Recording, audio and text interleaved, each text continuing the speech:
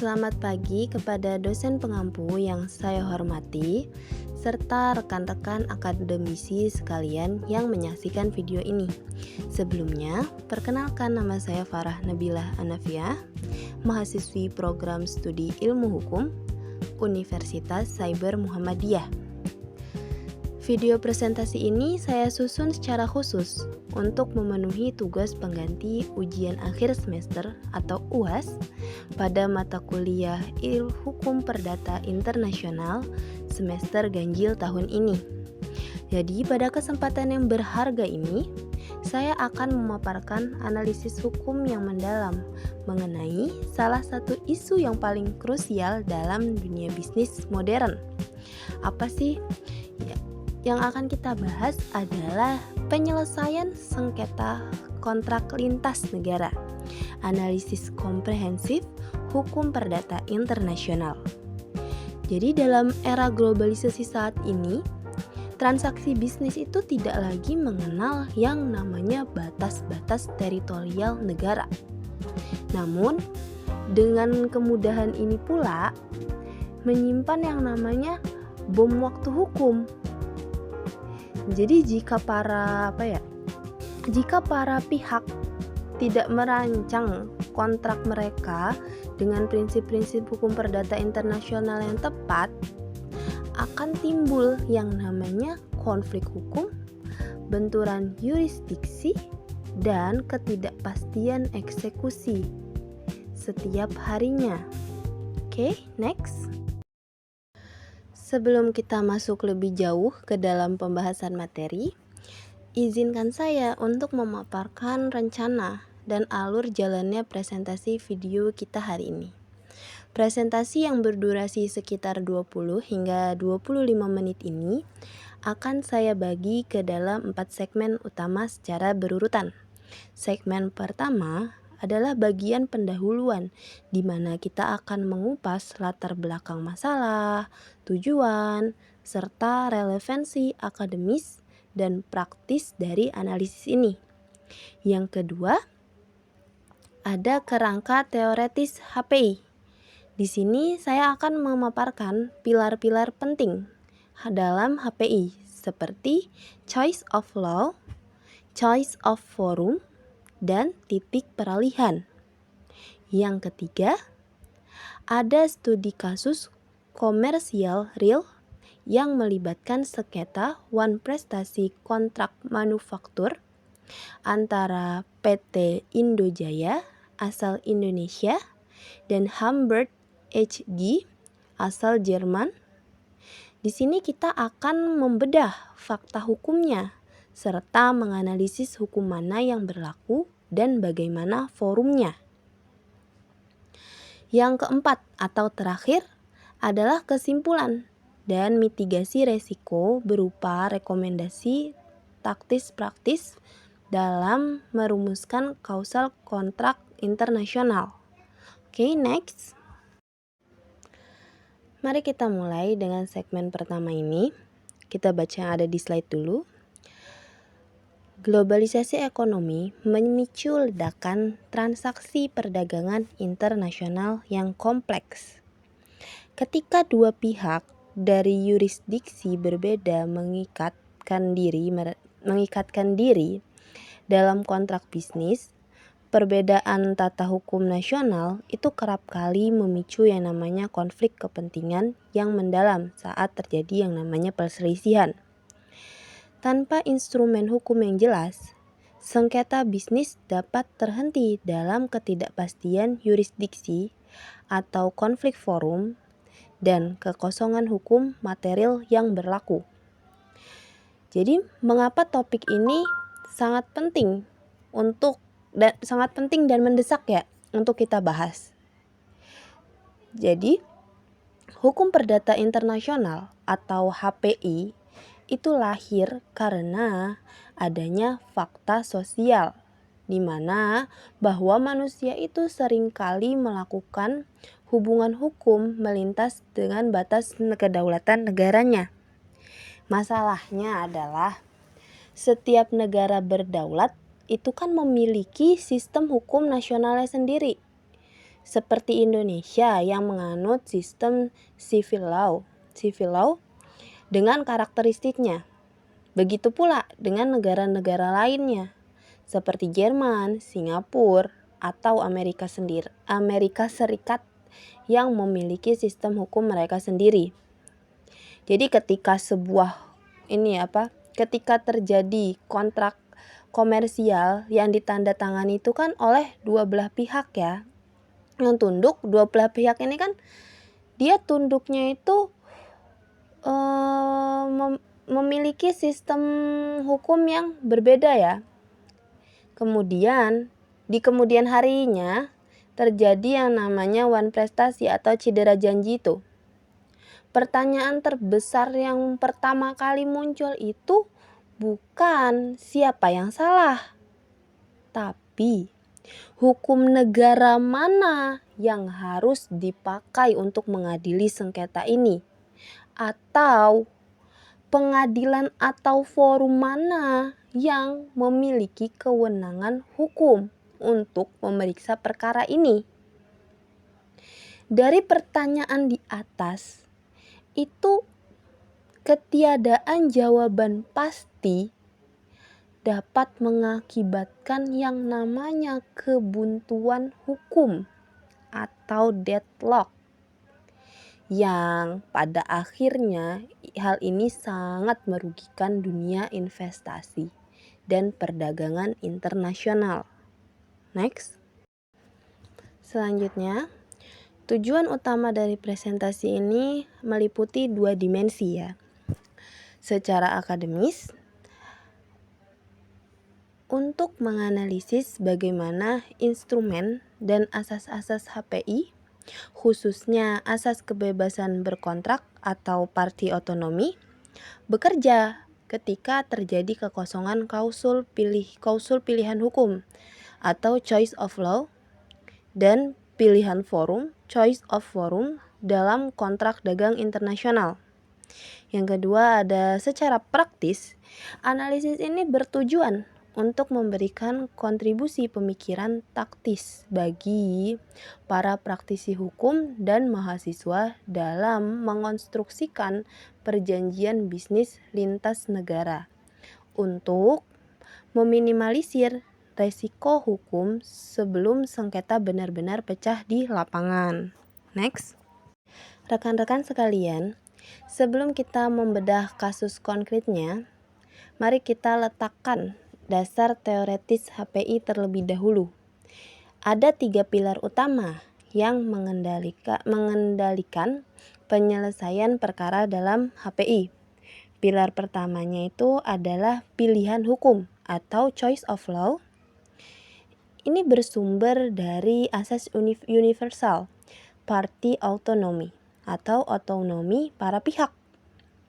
Asas ini memberikan kemerdekaan bagi para pihak pembuat kontrak untuk menentukan sendiri hukum nasional mana yang akan mereka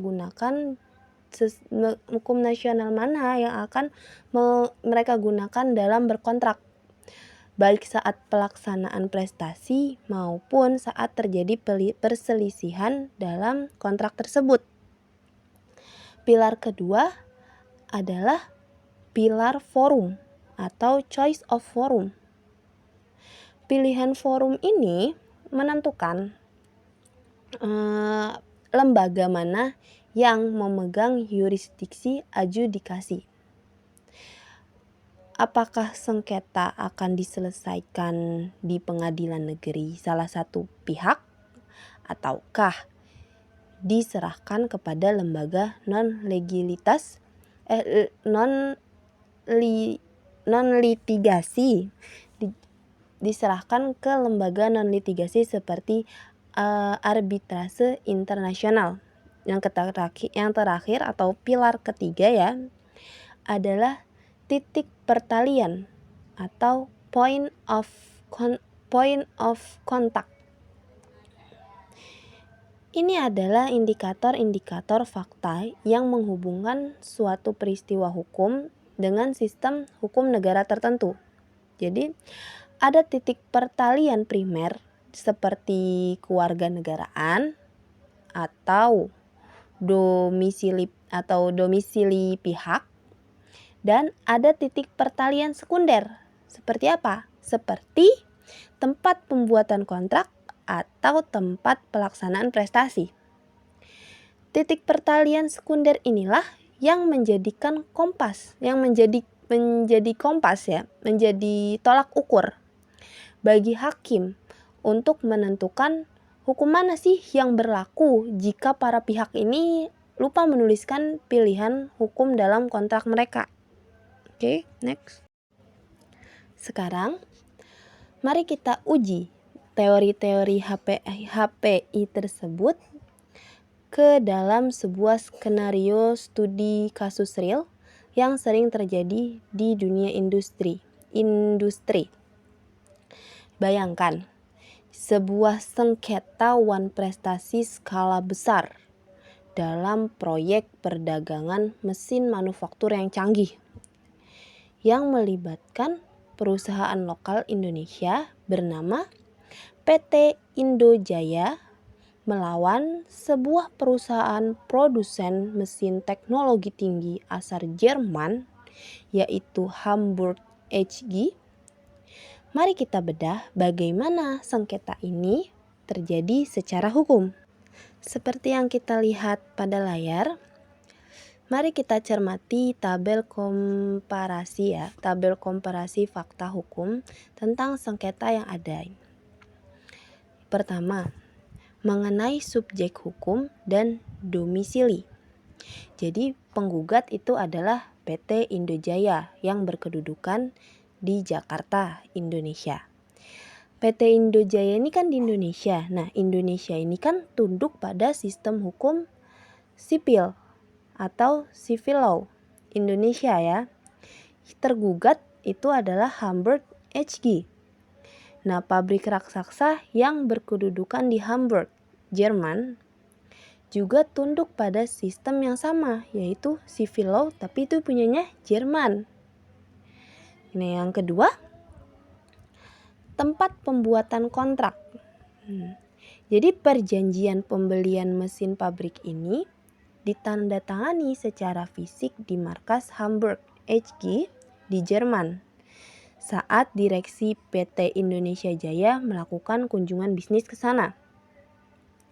Selanjutnya, ketiga, lokasi pelaksanaan prestasi. Di sini terjadi pembagian prestasi.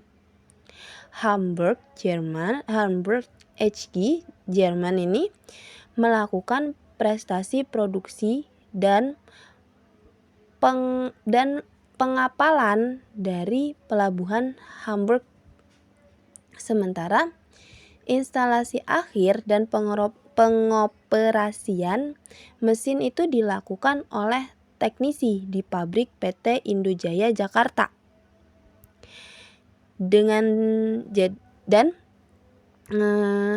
Yang menjadi akar petaka hukum kita ini adalah pada baris keempat ini. Di mana kedua belah pihak itu sama sekali tidak mencantumkan klausul pilihan hukum atau choice of law tadi ya, ataupun pilihan forum, choice of forum dalam lembar kontrak mereka. Jadi ketika mesin manufaktur yang dikirim ternyata mengalami kegagalan sistemik ya, dan tidak dapat beroperasi, PT Indojaya ini kan ya otomatis menuntut yang namanya ganti rugi kan. Nah, ketika menuntut ganti rugi itu, Hamburg menolak dengan dalih operasional. Maka terjadilah sengketa hukum lintas negara tanpa panduan klausul kontrak, karena di kontrak tadi itu tidak disebutkan pilihan klausulnya kan. Next.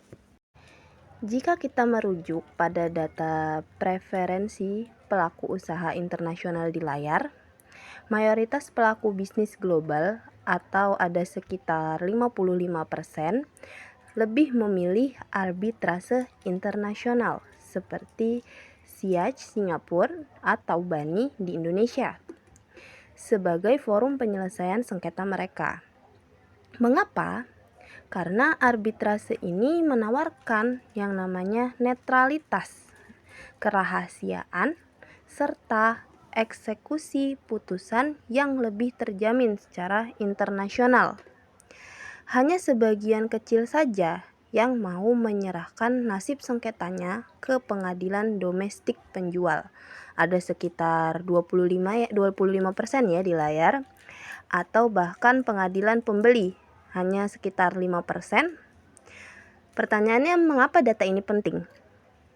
Karena dalam kasus PT Indojaya dengan Hamburg HG itu terdapat ketiadaan klausul yang memaksa mereka berhadapan dengan yang namanya ketidakpastian yurisdiksi pengadilan nasional yang sangat rumit. Next. Kita lanjut. Jadi tanpa adanya pilihan hukum yang tegas, hukum negara mana yang harus diterapkan hakim Indonesia jika PT Indonesia Jaya menggugat di Pengadilan Negeri Jakarta? Nah, disinilah kita menggunakan yang namanya doktrin HPI modern yang sangat terkenal. Apa itu? Yaitu teori prestasi paling karakteristik, the most characteristic performance. Di teori ini mengajarkan bahwa hukum yang harus diberikan adalah hukum dari negara pihak yang melakukan prestasi paling khas dalam kontrak tersebut. Jadi, dalam kontrak timbal balik jual beli barang atau pengadaan mesin, pihak pembayar uang PT Indonesia Jaya ini melakukan prestasi yang sifatnya umum di semua jenis kontrak. Apa itu? Yaitu membayar uang. Itu sangat umum ya, membayar uang itu. Sedangkan pihak penjual atau produsen Hamburg HG, dia melakukan prestasi yang sangat khas dengan memproduksi mesin manufaktur spesifik, melakukan pengapalan, dan menjamin kelayakan teknologi tersebut. Oleh karena itu, prestasi paling karakteristik ada pada Hamburg HG. Konsekuensinya apa? Jadi hukum material yang harus diterapkan untuk membedah sengketawan prestasi ini adalah hukum Jerman. Karena Jerman yang memiliki karakteristik yang khas. Hal ini juga diperkuat dengan asas Lex Loci Contractus karena kontrak tersebut memang dibuat dan ditandatangani di Hamburg, Jerman. Next. Sekarang kita sampai pada kenyataan pahit dalam praktek hukum di lapangan ya. Yang saya beri tanda dengan angka mutlak 0% eksekutabilitas langsung. Jadi kita katakanlah nih ya, PT Indonesia Jaya ini berhasil memenangkan gugatan di pengadilan Jerman. Atau sebaliknya, PT Indonesia Jaya ini berhasil memenangkan gugatan terhadap aset Hamburg HG di pengadilan Indonesia. Tapi, apakah putusan tersebut bisa dieksekusi secara otomatis di negara lawan? Tentu saja jawabannya tidak bisa. Kenapa? Karena berdasarkan asas kedaulatan hukum teritorial, suatu negara itu tidak wajib, bahkan tidak boleh membiarkan pejabat asing melakukan eksekusi paksa di wilayah hukumnya tanpa izin resmi. Di Indonesia sendiri, berdasarkan ketentuan pasal 436 RV, putusan pengadilan asing sama sekali tidak memiliki kekuatan eksekutorial di wilayah hukum Indonesia. Yang artinya penggugat itu harus mengajukan gugatan baru secara utuh dari awal di Pengadilan Negeri Indonesia, dan putusan pengadilan asing tersebut itu hanya bernilai sebagai alat bukti tertulis di mata hakim Indonesia. Nah, hal ini juga prosesnya itu sangat memakan waktu hingga bertahun-tahun, dan biasanya biayanya juga luar biasa besarnya. Next. Kita ngerasa sudah di akhir ya. Jadi berdasarkan analisis kasus tadi, apa pelajaran berharga dan mitigasi resiko yang harus kita ambil sebagai calon sarjana hukum atau pelaku bisnis ya? Ada sekitar sedikit sih, hanya 4 ya rekomendasi emas dari saya. Yang pertama, cantumkan pilihan hukum secara terang-terangan atau express choice of law.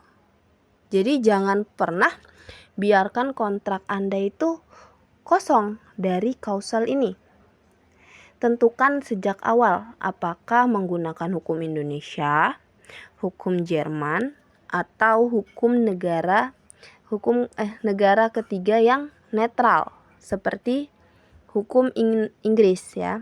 Yang kedua, tolong prioritaskan klausul arbitrase internasional. Mengapa? Karena Indonesia itu telah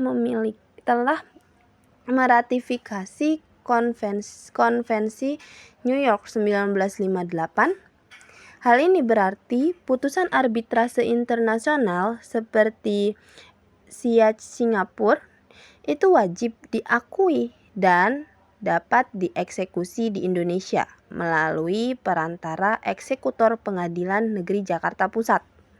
Ini jauh lebih mudah ya dan lebih efektif dibanding mengeksekusi putusan di pengadilan asing. Yang ketiga, Anda harus tetapkan bahasa resmi penafsiran kontrak dalam transaksi multibahasa. Dalam transaksi multibahasa itu selalu tentukan bahasa mana yang menjadi acuan utama jika terjadi perbedaan arti kata di kemudian harinya. Yang keempat, susun kausal keadaan kahar atau force majeure secara detail. Batasi tanggung jawab hukum secara adil terkait resiko-resiko luar biasa lintas negara ya, seperti kebijakan embargo, perang, sanksi ekonomi, atau krisis logistik global. Next. Rekan-rekan dan dosen pengampu yang saya hormati, mungkin demikianlah ya paparan video presentasi saya mengenai sengketa kontrak lintas negara dalam perspektif hukum perdata internasional. Analisis kasus dari PT Indonesia Jaya melawan Hamburg HG ini menyadarkan kita bahwa betapa vitalnya peran perancangan kontrak bisnis atau kontrak drafting ya, yang presisi dan berbasis mitigasi resiko hukum internasional. Saya mengucapkan terima kasih yang sebesar-besarnya atas perhatian yang telah diberikan sepanjang video presentasi ini. Saya sangat terbuka terhadap segala masukan, koreksi, saran, maupun pertanyaan dari dosen pengampu serta rekan-rekan sekalian untuk memperkaya hasanah keilmuan kita bersama. Akhir kata, mohon maaf apabila ada tutur kata atau penyajian yang kurang berkenan. Selamat pagi dan salam sejahtera bagi kita semua.